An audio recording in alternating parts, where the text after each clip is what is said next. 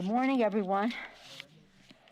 As you can see, and as I indicated earlier in the week, when we observed the bombing of Pearl Harbor on December 7th, the 79th anniversary of the bombing of Pearl Harbor, I said on that day that our president said this is a day that will live in infamy and united the country to fight for freedom.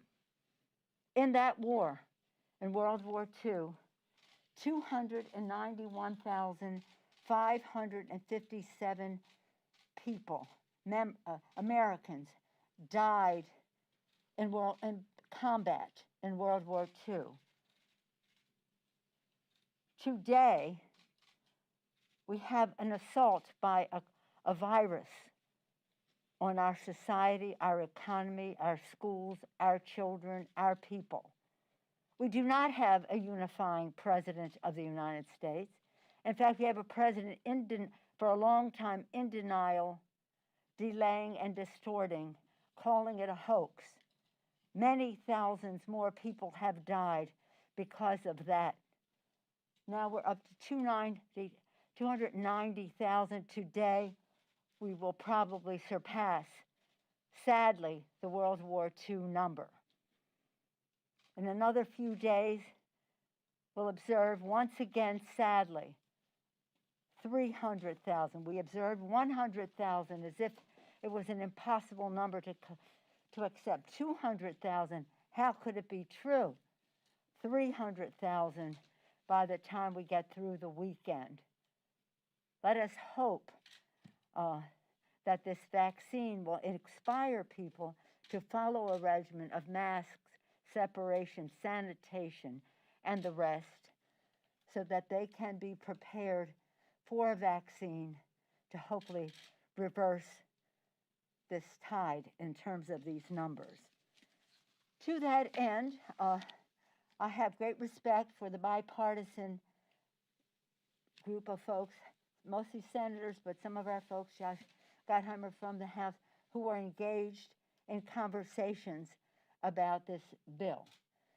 It is a smaller bill than we think is needed for our country, but in light of a completely changed dynamic, in less than 1,000 hours, Joe Biden will be inaugurated President of the United States, and we have a vaccine which hopefully will be approved by the committee today to go forward. That change in dynamic enables our president to say this is a first step, but that much more needs to be done. So while this has our values, which some of the other bills did not, it has a shorter time frame, but in light of a new president, gives us time to inaugurate a president, have discussions about how we truly meet the needs of the American people. We should all be so saddened by the fact of these loss of lives and these families across America approaching the holidays with this sadness in their hearts, and we have to make sure they know that we carry them in our hearts, in our prayers, in our thoughts, and that hopefully whatever we do can prevent the rate of more deaths from occurring. More deaths pretty soon, sad to say, that lost their lives in World War II.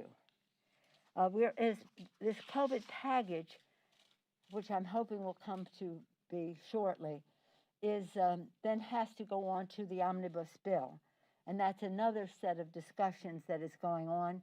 I salute our chairman, especially Nita Lowey, the chair of the Appropriations Committee.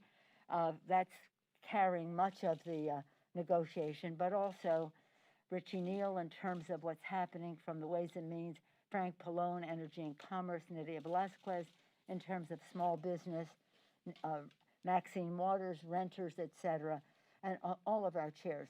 Now, and Bobby Scott ed and labor in terms of issues that protect American workers. On the PPP, we all know that we need more money for small business, and we all support that.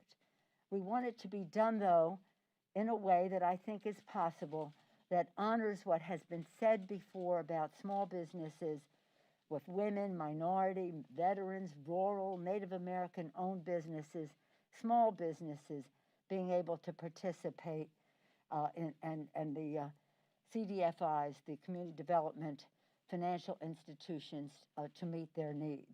Nydia Velasquez is working in a bipartisan way on that issue. So whether it's in the omnibus or in the COVID or some combination thereof, that is the work that is being done right now. I'm very excited about the fact that in a very strong bipartisan way, about 80% of the House voting for the National Defense Authorization Act. I commend, as I have before, and again, Chairman Adam Smith, our chair of the Appropriations Committee, Mr. Thornberry, for whom this the bill is named, the ranking member on the committee, for their leadership in presenting a bipartisan bill.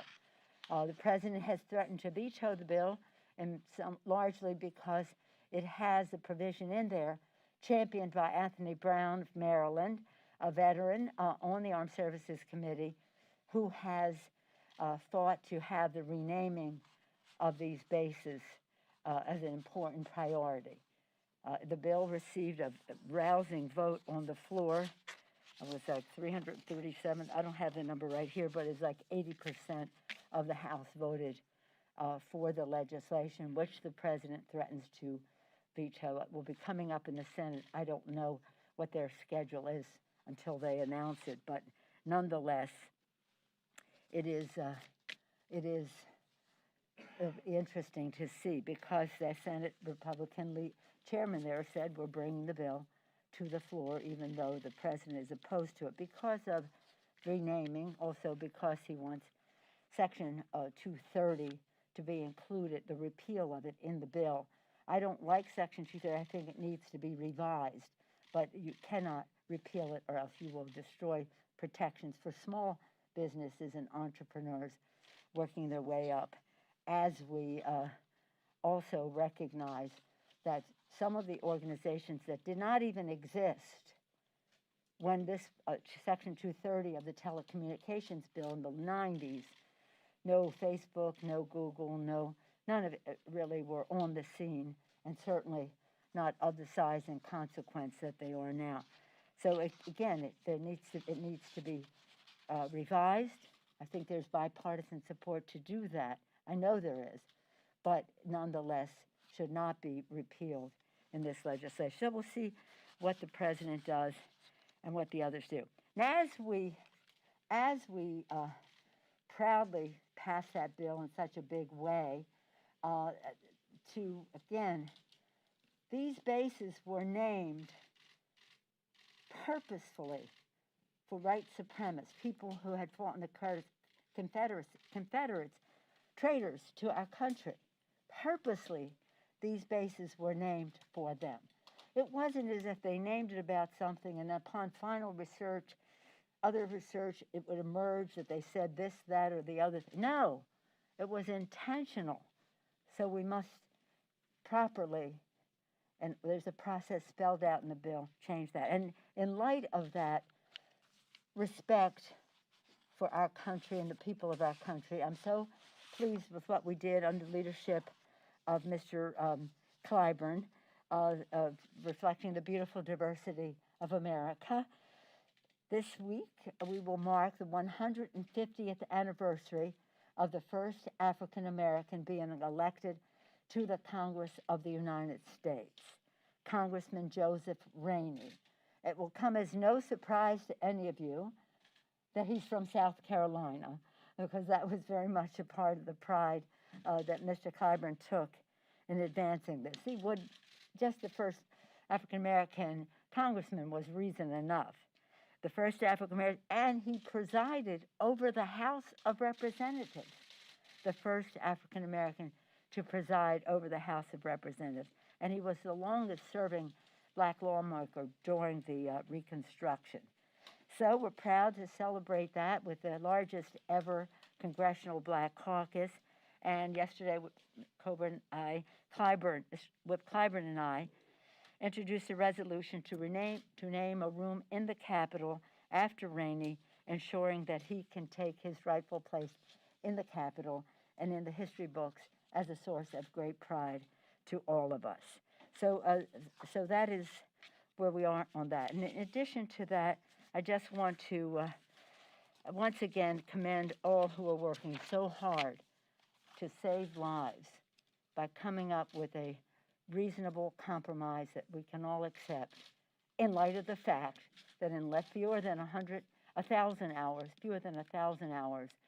we will have inaugurated Joe Biden, a person who has said from day one 100 million people will be vaccinated, understanding that that has to be done in a culturally, linguistic, appropriate way for people to be able to respond to the vaccine.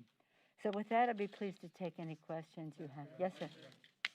Madam Speaker, you've thrown your lot in with this bipartisan group that's talking about the stimulus package.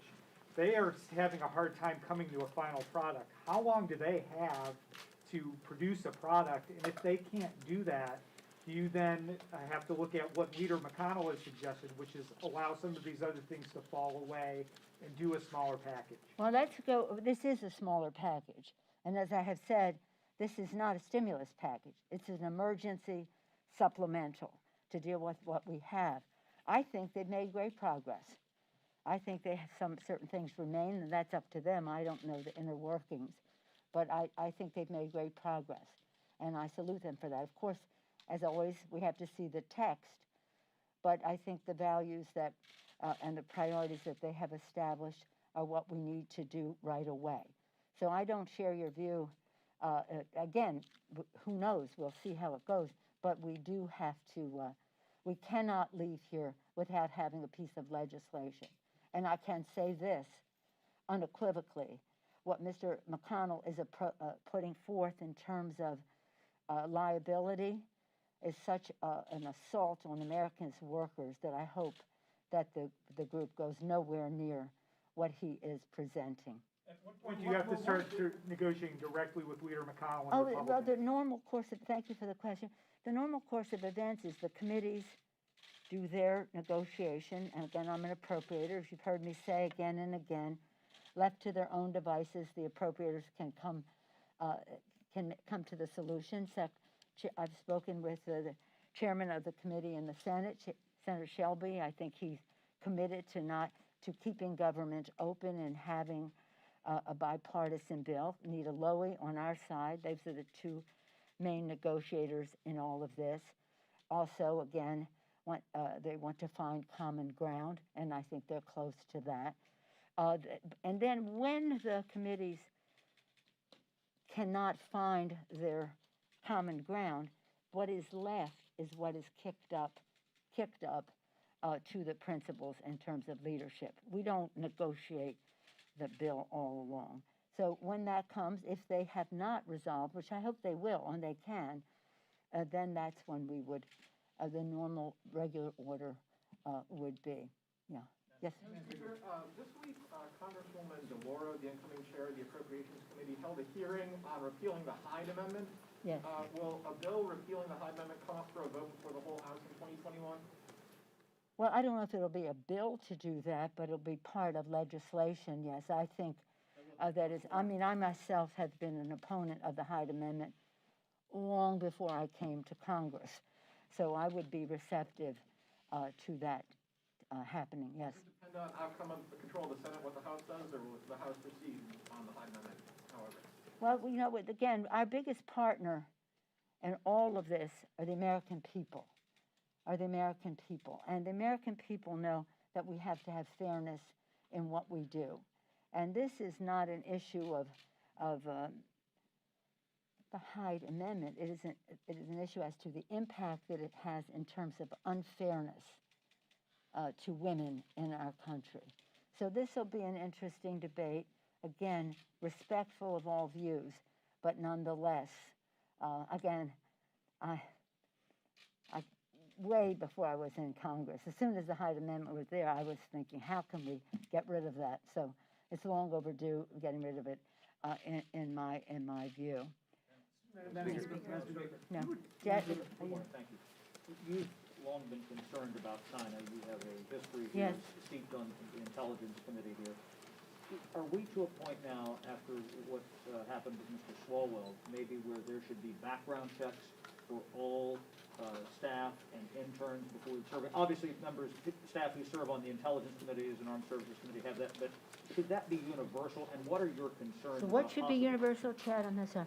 background checks for aides or interns across the board for all staff and interns on Capitol Hill after the concerns about Mr. Swalwell? Well, I don't have any concern about Mr. Swalwell. There are those in the Congress who believe, and I am among them, that we should be seeing what influence the Chinese. I've been fighting them, as you know, for over 30 years in terms of their undue influence at universities in our country and the overtures they try to make to members of Congress. In terms of Mr. Swalwell, in the spring of 2015, the leadership of the House and the committee were informed that overtures from a Chinese person were being made to members of Congress. When that was made known to the members of Congress, it was over. That was the end of any communication with those people. So it isn't, I think we should make sure that everybody knows what they are being subjected to. But I don't know that it means that we have to background checks for every intern who comes into the Capitol. I do think that it's unfortunate that Mr. McCarthy is trying to make an issue of this when his leader, we all found out at the same time, the Republican leadership, and that several members had been approached. Were you briefed on this? We were all, at the same moment, the House, Republican and Democratic leaders, and the leadership of the committee were briefed at the same moment. Make sure you know that, because he keeps going around saying, when did they know? We knew when they knew. And at that time, that was the end of it. But you know what he's trying to do? He's trying to deflect attention from the fact that he has QAnon in his delegation over there. And that, I think, is a danger in terms of our debate here about, what the possibilities are for undue influence to members of Congress. Speaker? Yes, sir. So government funding is going to come up again next Friday. Yeah. After the CR. Could you give us a sense about, you know how these packages work. Yeah. When do they need to come to some sort of agreement on a relief or a rescue, whatever you're calling it, package? It's Thursday today, so there's 7-8 days until this is reconsidered. Well, I'm not one to ever say a date for a bill on the floor. I never was. I'll give you an example of why that was not a good idea. Remember when the Republicans said they were going to overturn the Affordable Care Act on the day, the anniversary of the day it was enacted? The minute they said that, I knew they were doomed, because you have to bring a bill to the floor when you have the votes. And they didn't, and they had to withdraw their bill. Respectful of the fact that December 26th, the unemployment insurance benefits expire. So sometime before then, hopefully that December 18th date, we would like to have this done.